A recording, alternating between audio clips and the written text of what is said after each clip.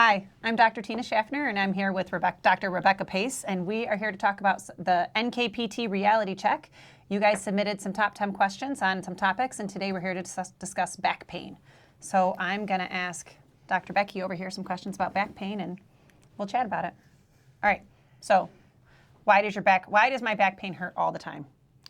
Chronic back pain or back pain that's been lasting for a long time or recently throughout more and more months is not usually just from one incident. It's going to be something that happened over time. It's probably been bothering you on and off for a while, or something has been happening over time. It's very rarely that it's just like, boom, it hit and now it's not stopping. Right. A lot of times I say it's like the straw that broke the camel's back. It's not one episode, but then something, triggers it and now it lasts for a long time. 100%. Okay. Question number 2. Should I rest or should I stay active? Staying active is always going to be best, but you have to listen to your body, right? Resting for too much is not going to necessarily help, but there's days where you might need a little bit more. But walking, using ice to tolerance, but again, getting some movement into those tissues. Otherwise, you're going to stiffen up. The body's not going to want to move more after, and that can actually lead to more pain. I do agree. What happens if I just hurt my back, like yesterday? Usually like your 24 to 72 hour period, that acute back pain, that swelling's taking on pretty heavily. But even still, walking and getting up and moving is still helpful. We still have to move our bodies. Right. I agree. All right. Is my mattress causing my back pain? Causing your back pain? Probably not. But can it contribute? If something was already happening? Probably. And at some point, we got to replace our mattress. It's expensive, but it needs to be taken care of at some point. And it's a very common question I ask people if they're leaving their physical therapy appointment feeling great the rest of the day and they wake up again with pain immediately after. We'll talk about it. Talk about pillows, mattresses. I say the same thing. And I also say if people are not using their mattress, it's an issue. So I a lot of times find in the older population, they're sleeping in recliners or they're sleeping on the couch. The lazy boy. The lazy boy, right?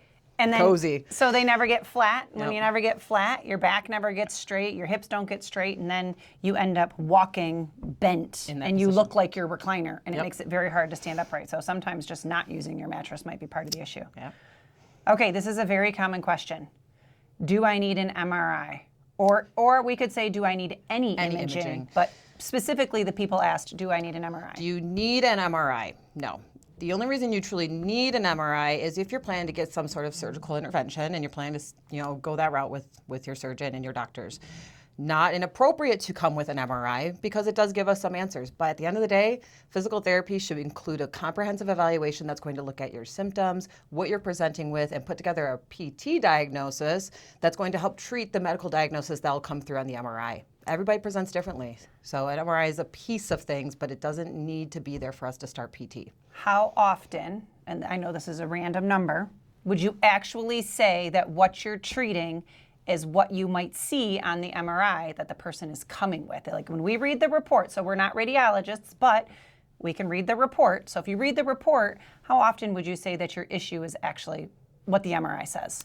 I would say it's 50-50 because there's times where people come in and they're going to say, I'm going to get my MRI. I go, okay, this is what I think your MRI report might say based on what we found. So in a way I tell people, I'm going to be your imaging in a way and tell you what I think is going on based on my findings. Does that kind of answer your question? It does.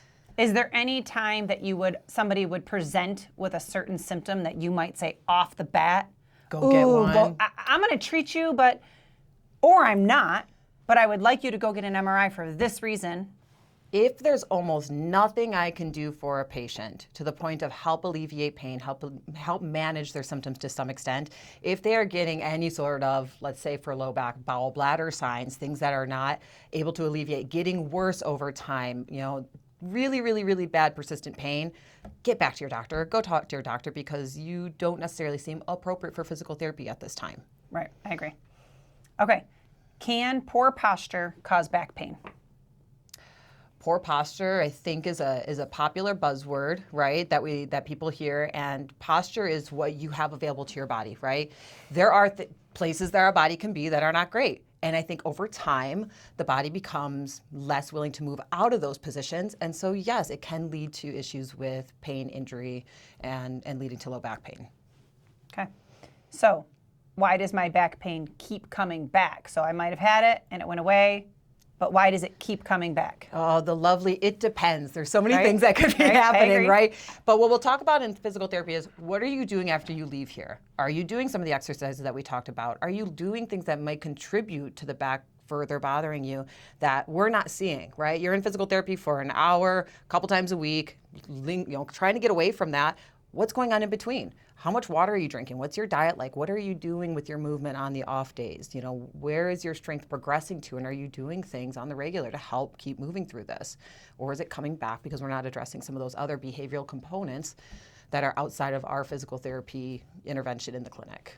I agree too. And I think sometimes we don't respect the healing, what you said, the healing process, but we also don't respect the tissue that is necessarily being treated. So for example, people forget a lot of times that discs are ligaments. Yep. There's really no place else in the body that if we sprain or strain a ligament that we're going to stretch it, except the spine, especially early on in an injury. Yeah. So it can take a long time for that ligamentous tissue to heal, doesn't get good blood supply, doesn't have a lot of healing properties.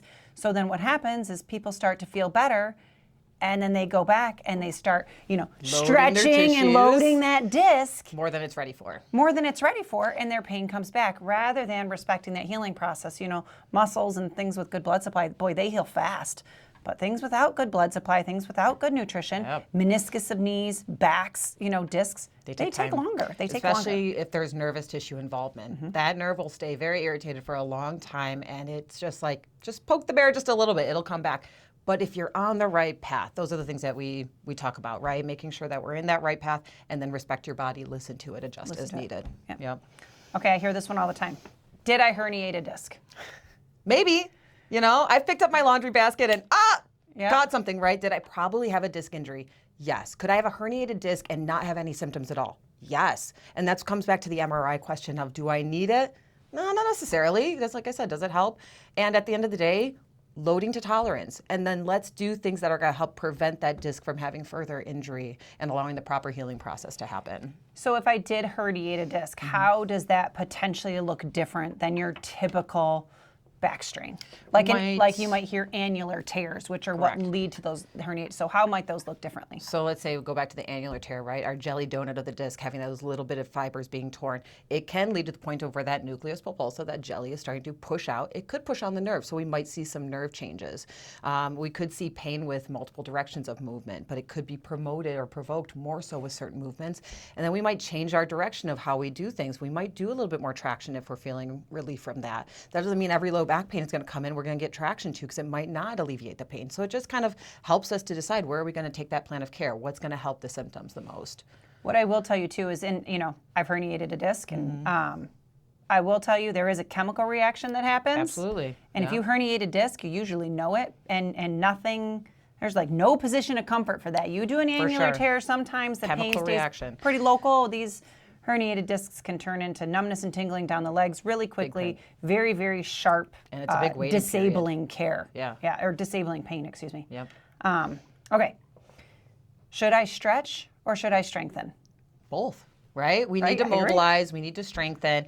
They are both integral pieces of the healing process. And outside of just stretching, static stretching, there's different types, right? There's dynamic, there's more of the static holds. What does the body best respond to? It's usually a combination that I give people depending on when they're adding it into their care. But we need to strengthen also throughout the full range. Maybe not just that neutral position. I think we forget we need to strengthen throughout the range of motion of different extremities.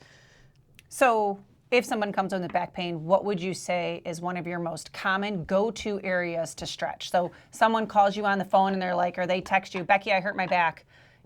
That text PT that we get. So I hurt my back. What should I do? I think everybody is going to go to hamstrings and hip flexors first, probably, right? Well, then glutes I like too. And glutes, rotators. Hips. So you're going to get your piriformis. Yep. I like to add in some obturator because that's a little bit different. But all your glutes and your rotators, hamstrings and hip flexors, probably my top 3 to start with not looking at the body, right? Without having something to go off of. I agree. I do the same thing. And sometimes I'll even with people with really back pain, I'll just say stretch your calves. Yeah. Just do that gravity drop. Just let your calves some pressure hang. off the posterior chain. Take the pressure off the posterior chain for people who are really struggling.